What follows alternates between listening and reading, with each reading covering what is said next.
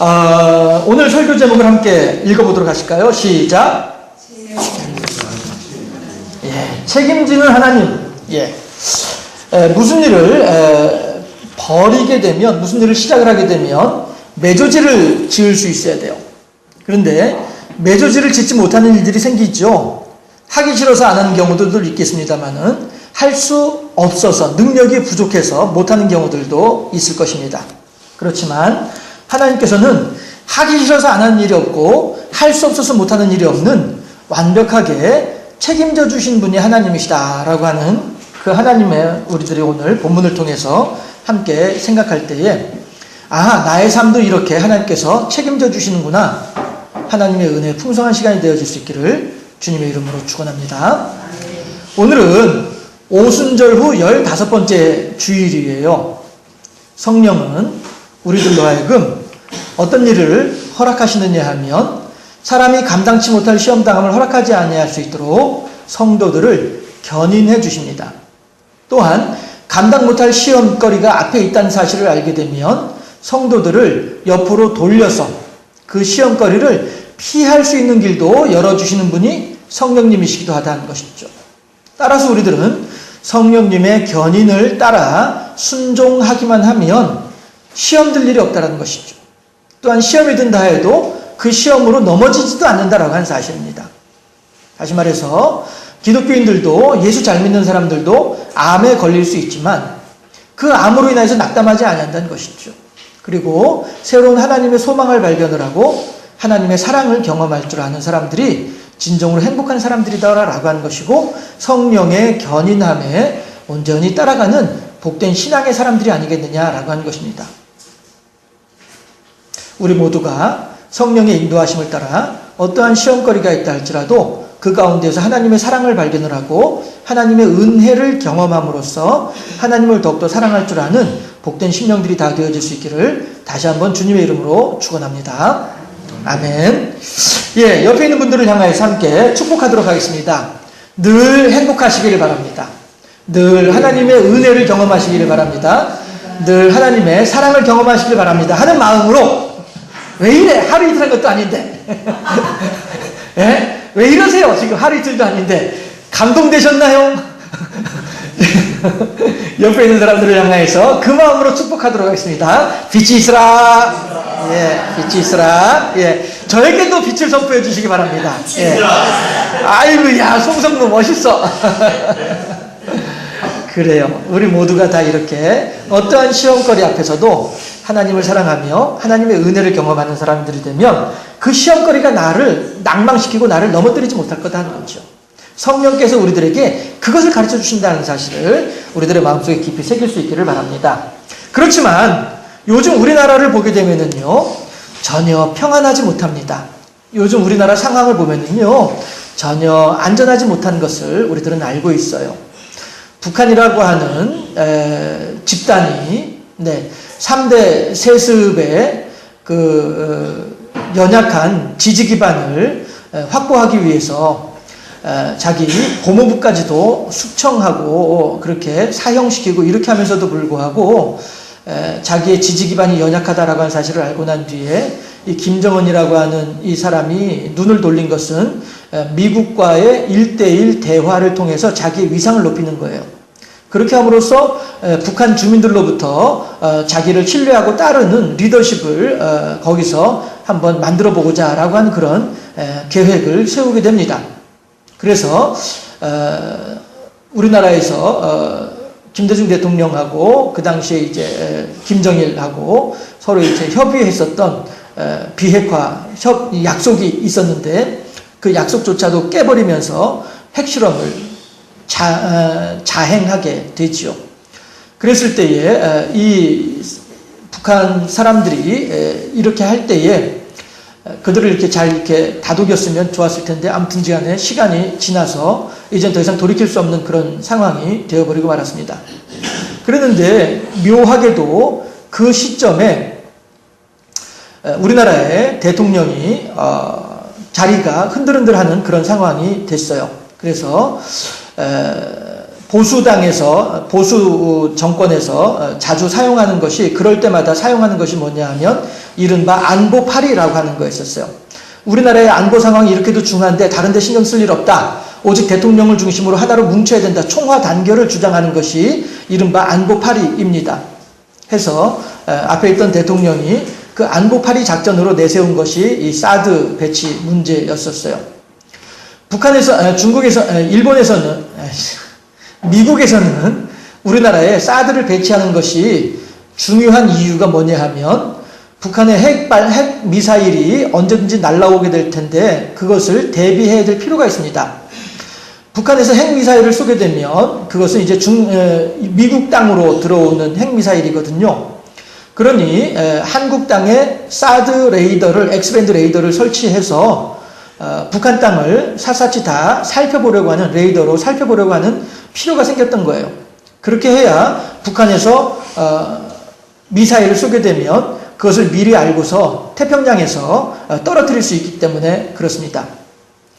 그런데 이 사드라고 하는 것이 또 한 가지 여러분들이 물론 알고 계신 분들도 계시겠습니다만은 아실 필요가 있는 게 뭐냐면은 미사일은요, 핵폭탄을 실은 미사일은 위로 올라갔다가 밑으로 떨어집니다. 그럴 때 떨어질 때에 사드 미사일이 날아가서 그 공중에서 그 핵폭탄을 터뜨린다라고 하는 그런 개념입니다. 그런데 이 미사일의 사정거리가 최대 사정거리가 200km예요.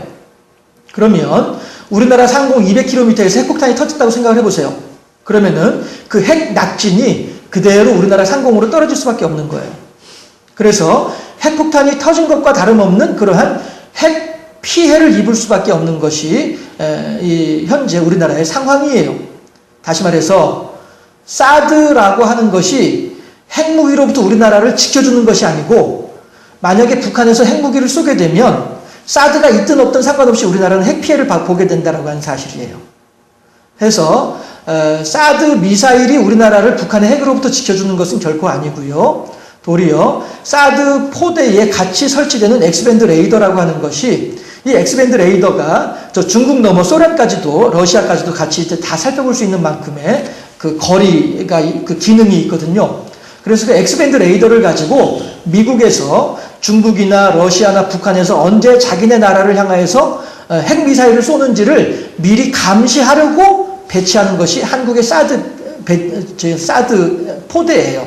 그러니까 한국을 북한의 핵 위협으로부터 지키려고 우리나라에 사드 포대를 설치하는 것이 아니라 미국 땅에서 미리미리 감시하려고 설치하는 게 사드 포대예요. 이것을 우리가 이 사실을 알아야 돼요. 그런데 사람들은 이런 얘기를 자세하게 얘기를 해주지 않죠. 그리고 미국의 이제 트럼프라고 하는 사람은 어차피 불안정하게 시작한 정권이었었어요. 그래서 미국의 트럼프도 탄핵의 이야기가 나오고 했었었죠. 그럴 때에 트럼프는 안에서의 시끄러운 것들을 바깥으로 관심을 돌려서 백성들의 마음을 어지럽게 만들어서 나에 대한 탄핵의 목소리를 누그러뜨려야 되겠다라고 하는 그런 작전을 하죠. 우리나라의 임진왜란이 일어난 것도 마찬가지였었거든요. 안에서 연약한 지지 기반을 강화하기 위해서 밖으로 백성들의 관심을 밖으로 돌리는 작전입니다. 트럼프가 바로 그 작전을 쓰고 있는 거예요, 지금. 해서 자꾸 이제 북한을 자극하죠. 그래서 자기네 나라하고 북한하고 서로 이제 막 왔다 갔다 이제 막 말폭탄이라고 하죠. 그렇게 하면서 미국 사람들로 하여금, 야, 이거 봐라, 만약 북한에서 우리나라에 미사일 쏘면 어떻게 하지? 이런 거 걱정하게 하면서 트럼프를 탄핵시킬 생각을 못하도록 만들어버리는 것이, 이게 미국의 작전입니다. 그러니까 보세요. 우리나라에 사드 포대를 배치한다고 할 때에 북한에서 사드 때문에 뭐라고 얘기를 하지 않죠? 누가 뭐라고 해요? 중국에서 지금 사드 때문에 뭐라고 얘기를 하는 것이 중국이죠. 해서 우리나라의 롯데가 지금 중국에서 완전히 철수를 하려고 하는데도 불구하고, 사실 빚지고 나가는 사람인데 누가 그 집을 제값을 쳐줄 사람이 누가 있겠어요? 완전히 헐값에 내놓으라고 하니까 오늘 아침에 뉴스에서도 그 내각 협상이 서로 결렬됐다라고 얘기를 하더라고요. 만약에 100억 원짜리 건물인데 불구하고 1000만 원만 주고 가져가, 1000만 원만 줄게, 이렇게 한다면은 그 누가 그걸 할 수 있겠어요? 그런데 어쩔 수 없어요. 현재 한국 기업들은 이렇게 지금 중국에서 망하고 있어요. 그리고 통화 스와프라고 하는 것이 있는데, 우리나라의 외환 위기가 만약에 생겨났을 때에 자동적으로 우리나라에 이제 달러를 빌려주도록 하는 그런 협약을 맺는 것이 중국과 맺고 있는데, 앞에 있는 정부에서, 이건 어저께 나온 뉴스예요. 앞에 있던 정부에서 어떻게 했느냐 하면은 거의 통화 스와프의 90% 이상이든가 아무튼 상당한 양을 중국에 의존하도록 그렇게 계약을 맺고 말았어요. 그러니까 중국에서 만약에 통화 스와프 계약 연장해주지 않겠다라고 하면 우리나라는 언제 또다시 IMF가 다가올지 알 수 없는 이런 위험한 상황이 되고 있습니다. 아무튼 저는 이제 이래요. 그래서 그런데 이제 또 트럼프는 북한에서 핵미사일 쏠 때마다 미사일 쏠 때마다 우리나라에다 하는 얘기가 FTA 다시 협상하자, 우리나라에다 또 무기 사가라, 뭐 이러고 이제 요구하고 있는 거예요. 트럼프라고 하는 사람은 철저하게 사업가이기 때문에 정치적인 입장에서 접근하는 것이 아니라 어떻게 하면은 계산기 두드려가지고 우리 미국의 이익이 될까 요것만 보고서 살아가는 사람이 트럼프이기 때문에 그렇습니다. 이런 상황인데, 다시 말씀드리지만, 사드 미사일 가지고서 우리나라에서 북한 핵을 지킬 수 없어요. 도리어 핵 피해는 고스란히 받게 될 수밖에 없는 것이 사드 미사일의 한계예요. 그런데 이 사실을 얘기하지 않죠. 그냥 사드 미사일이 우리나라를 핵무기로부터 지켜줄 것이다. 이렇게만 얘기를 하고 있죠. 그렇지 않다라고 하는 사실을 다시 한번 말씀드리고요. 이 사람은 미국에 우리나라로 말하면은 이제 국무총리란다. 국방부 장관이 매티스라고 하는 사람인데 이 사람도 그런 얘기를 했어요. 전술 핵이 어디에 있든 상관없다라고 얘기를 해요. 우리나라 한반도 땅에 전술 핵이 있던 아니면 자기네들이 운용하는 잠수함이나 항공모함에 전술 핵이 있든 아무 상관이 없다라고 하는 거예요. 왜냐하면 사드 미사일도 마찬가지고 현재 우리나라에 들어와 있는 미국의 무기들 어떠한 것들도 우리나라 스스로 단추를 누를 수 있는 무기들이 하나도 없어요. 미군들이 단추를 누르도록 돼 있어요. 그러니 우리나라에 굳이 전술 핵무기 가지고 들어와 봐야 미군에서 단추 안 누르면 아무 소용없는 거란 말씀이에요. 그런데도 불구하고 정부 여당이 하는 일에 대해서 무조건 반대만 하면 된다라고 생각하는 몇몇 보수 정당의 사람들은 지금 미국에 가가지고 제발 우리나라에 전술핵 좀 갖다 주세요 이렇게 지금 굴욕적인 외교를 펼치고 있죠. 그러면서 자기네들은 잘하고 있다라고 하면서 자랑스럽게 웃고 있습니다. 그런데 그게 또 돈이 보통 돈이 아니에요. 2015년도에 우리나라 국방 예산이 11조 원이었었어요. 지금 2017년도에는 얼마인지 모르겠습니다만은 근데 사드 포대 하나가 1조에서 2조예요. 그러니 이게 얼마나 비싼 무기인지 우리가 알 수 있겠죠. 그런데도 불구하고 이거를 자꾸 들여놓으려고 하는 사람들이 정부에서 하는 대로 반대만 하면 된다라고 생각하는 이런 보수 정당 사람들의 이런 모습이에요. 제가 왜 이런 얘기를 자세히 여러분들한테 설명해 드리느냐 하면은 이것이 바로 오늘 본문에 있는 모습하고 우리나라의 상황이나 오늘 본문의 이스라엘 사람들의 상황이나 하나도 틀림없이 똑같기 때문에 그래요. 우리나라 지금 보세요. 미국에서 무기 사가라 지금 우리나라 요구하고 있죠. 일본에서는 수수방관하고 팔짱만 끼고 있죠. 중국에서는 도리어 우리나라에 지금 압박을 가하고 있죠. 그나마 이제 러시아가 조용히 있어서 그나마 다행이에요. 이번에 문재인 대통령이 러시아에 가가지고 했던 얘기가 뭐냐 하면 러시아와 한국의 경제 협력을 이야기를 했죠. 이거는 아주 중요한 의미가 됩니다. 이제 곧 북극 얼음이 다 풀릴 거예요. 지구 온난화 때문에. 북극 얼음이 풀리게 되면 배들이 북극을 지나서 유럽으로 가게 될 거예요. 그러면 대서양을 지나서 유럽으로 가는 것보다 훨씬 더 기간이 단축되기 때문에 물류 비용이 줄어들게 됐죠.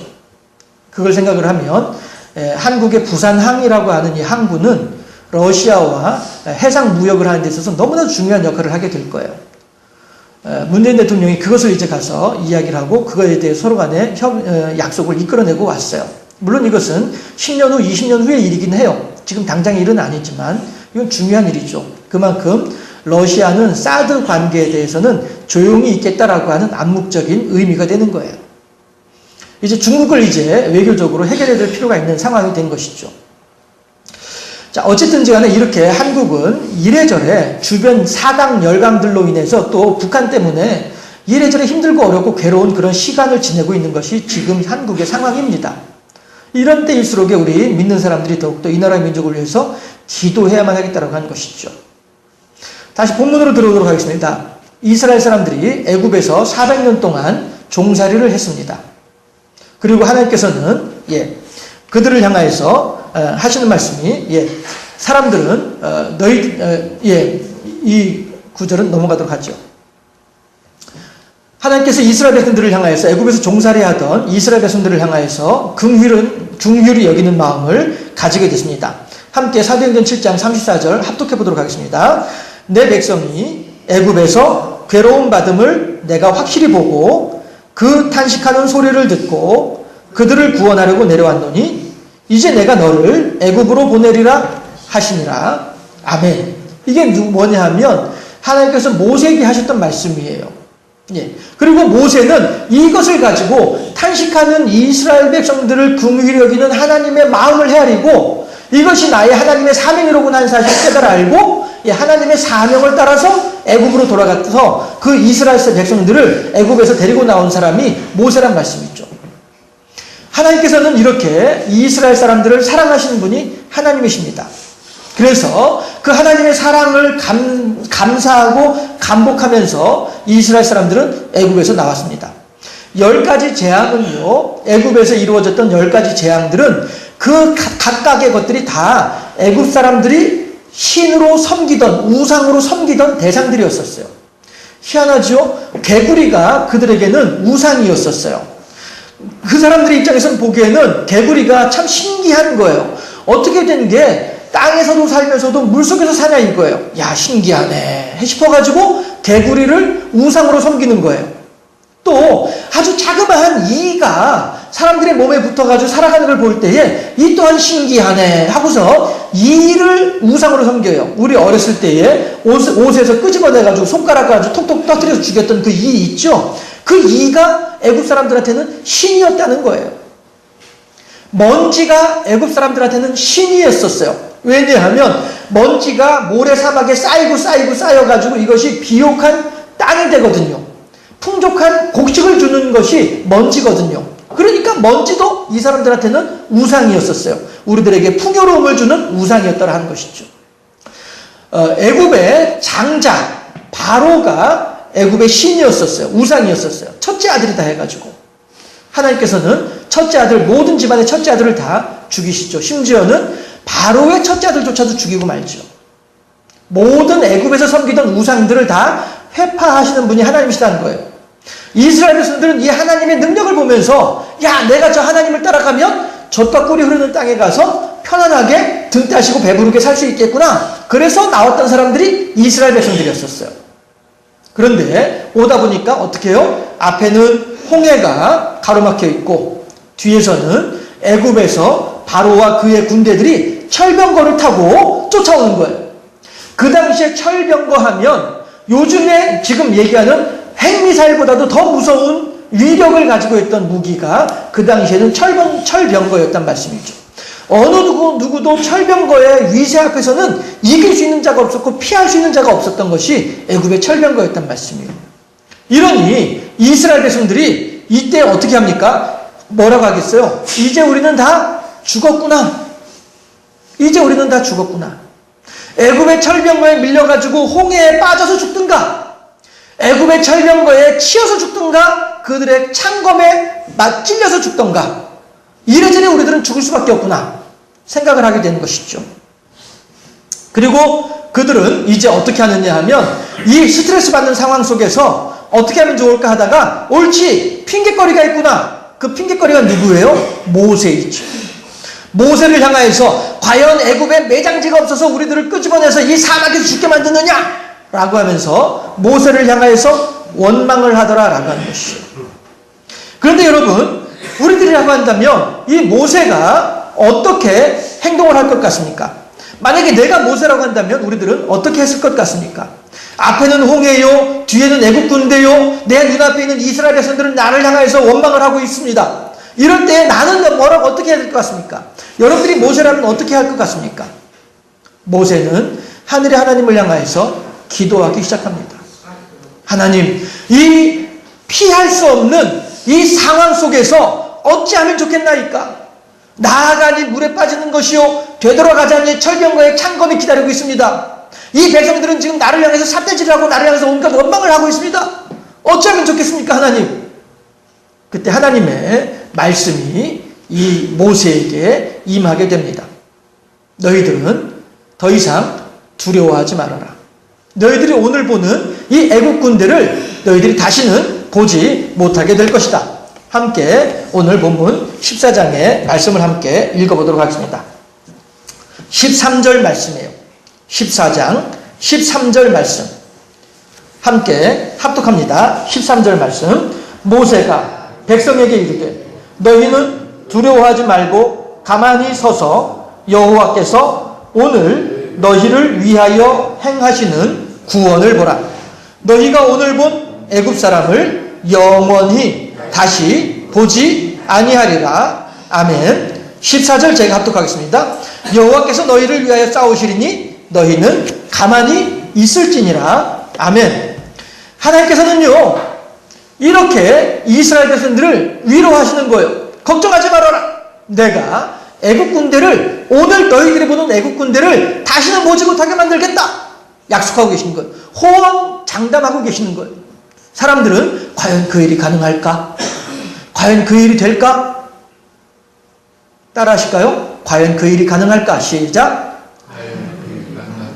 그냥 그렇게 감정 없이 하지 마시고 과연 그 일이 가능할까? 시작. 아무래도 믿을 수 없는데 다시 한번 시작. 이스라엘 진을 인도하던 하나님의 사자가 이스라엘 진 앞에 인도를 하려면 어떻게 해요? 진 앞에 있어야 되겠죠. 그렇죠? 그 하나님의 사자가 이스라엘 진의 뒤편으로 옮아갑니다. 그랬을 때에 그 앞에서 이스라엘 진을 이끌던 사자와 함께 있던 구름 기둥도 마찬가지로 이스라엘 진의 뒤쪽으로 갑니다. 그러면은 순서가 어떻게 돼요? 홍해가 있고 이스라엘 군대가 있고 하나님의 구름 기둥이 있고 그 다음에 뭐가 있어요? 애굽의 군대가 있는 거예요. 오늘 본문에서는 어떻게 합니까? 애굽 군대와 이스라엘 진 사이에 있는 이 하나님의 사자와 구름 기둥으로 말미암아서 애굽 군대에게는 밤새 흑암과 혼돈이 있을 수밖에 없었고 이스라엘 군에는 밝은 광명이 있었다라고 오늘 본문에서 설명해 주고 있습니다. 그리고 모세는 그 사이에 홍해를 향하여 지팡이를 내어 밀었을 때에 하나님께서 바람이 불게 해서 홍해를 가르고 계십니다. 밤새 애굽 군대는 산지 사방을 구분하지 못하고 동서남북을 구분하지 못하고 서로 혼란스럽게 어디가 어딘지도 모른 채 구름 기둥의 그 포위망 속에 갇혀가지고 당황해하고 있을 때에 하나님께서는 이쪽에 이스라엘 진에는 평안함을 더하시면서 눈앞에서 홍해가 갈라지는 기적의 현장을 바라보게 하시더라라고 하는 사실이죠. 이것이 하나님의 능력이 하는 것입니다. 그래서 제가 처음에 이 설교를 준비를 하면서 제목을 어떻게 했냐면은 Beyond on There and Me라고 그렇게 쓸까도 생각했었어요. 그들과 나 사이에 계신 이런 제목으로 설교 제목을 좀 영어로 써볼까 싶은 생각도 가지고 있었어요.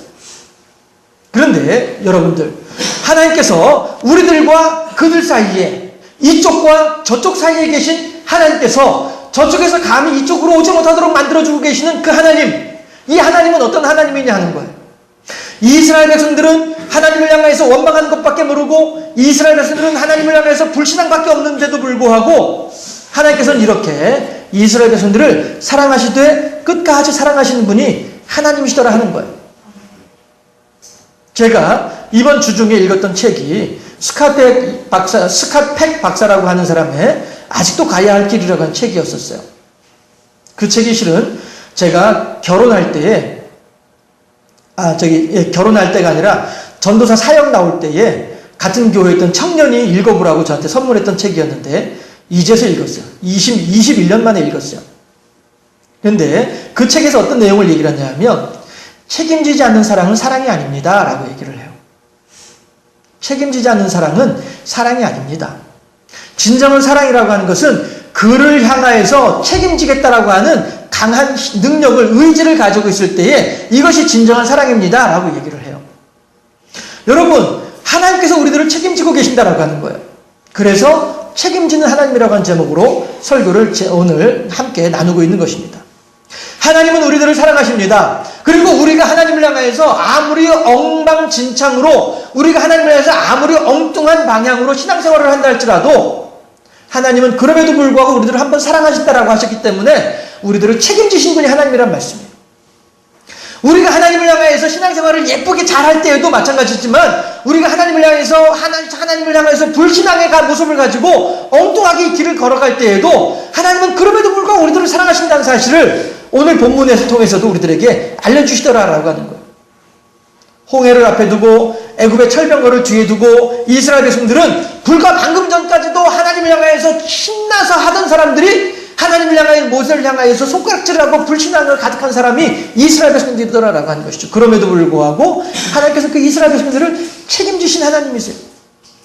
이 이스라엘 백성들이 홍해를 지나서 광야 40년 동안 어떻게 행동할지도 뻔히 다 알고 계시면서도 불구하고 그 이스라엘 백성들을 책임지시는 분이 하나님이세요. 그들이 앞으로 어떻게 예수 그리스도 십자가에 못 박을지도 알면서도 불구하고 하나님께서는 그들을 사랑하실 때 끝까지 사랑하신 분이 하나님이시더라 하는 거예요. 왜? 책임진 하나님이시기 때문에. 따라합시다. 책임지는 하나님. 그 하나님께서는 내 인생도 책임져 주십니다. 함께 시작. 그 하나님께서는 내 인생도 책임져 주십니다. 시작. 여러분, 우리들이 이 세상을 살아갈 때에 과연 무엇이 우리들의 안전을 보장할 수 있겠습니까? 사드 포대가? 전술 핵이? 아니요. 아니면 미국이? 일본이? 아닙니다. 중국에서 마음을 바꿔주면 우리들이 안전해질 수 있다고요? 아니라니까요. 대통령이요? 아닙니다. 다 하나님께서 들어 사용하시는 하나님의 도구들일 뿐입니다. 결국 우리들이 이 땅을 살아가면서 우리들이 마땅히 기도해야 할 바는 무엇이냐 하면 하나님이시여 이 땅에 평화를 주시옵소서. 이것도 엄밀히 말하면 우리들의 기도의 제목이 아니에요. 무엇이 우리들의 진정한 기도의 제목이어야만 하느냐 하면은 하나님이시여 하나님의 뜻이 하늘에서 이룬 것 같이 땅에서도 이루어지이다. 이것이 우리들의 기도의 제목이어야만 해요.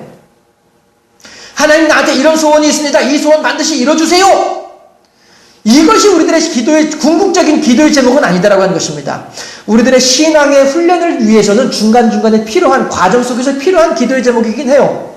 우리들의 신앙 훈련을 위해서 하나님께서 내 기도에 응답하신 분이 하나님이시로구나. 하나님께서 살아계신 분이 하나님이시로구나. 나와 함께 하신 분이 하나님이시로구나. 이런 사실에 대한 기도의 이런 신앙의 훈련을 위해서는 중간중간에 그런 기도의 응답들도 필요합니다. 하지만은 성숙한 신앙인이라고 한다면 내 뜻대로 살지 아니하고 하나님의 뜻대로 살기를 바라는 하나님의 표현에 서 있는 성숙한 신앙인이라고 한다면 내 필요를 위해서 기도하는 것도 중요하겠지만 성숙한 신앙인이라고 한다면 아버지 하나님이시여 내가 어찌 되어지든 나를 통하여서 하나님의 영광이 드러나지기를 원하나이다.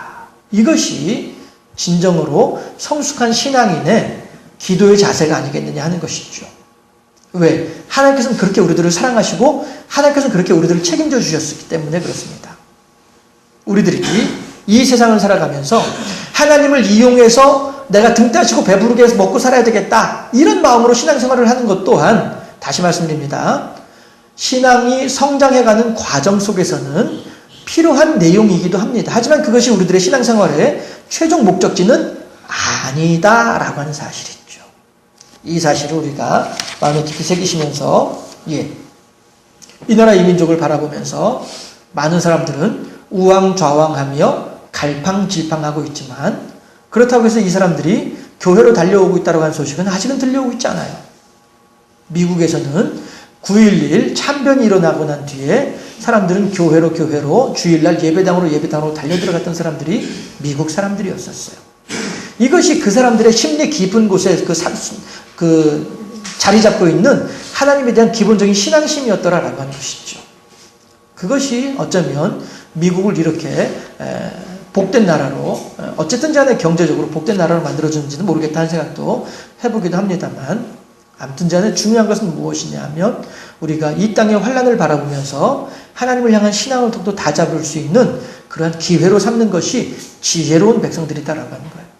하나님은 그렇게 이 백성들을 끝까지 책임지시면서 이 백성들을 살펴주시고 돌봐주실 것이기 때문에 그렇습니다.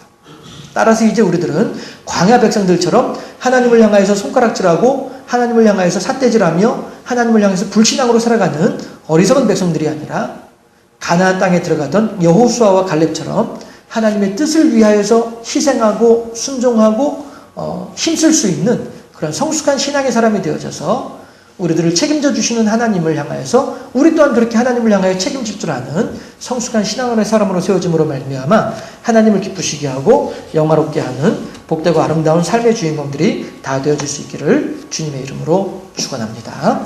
기도하겠습니다.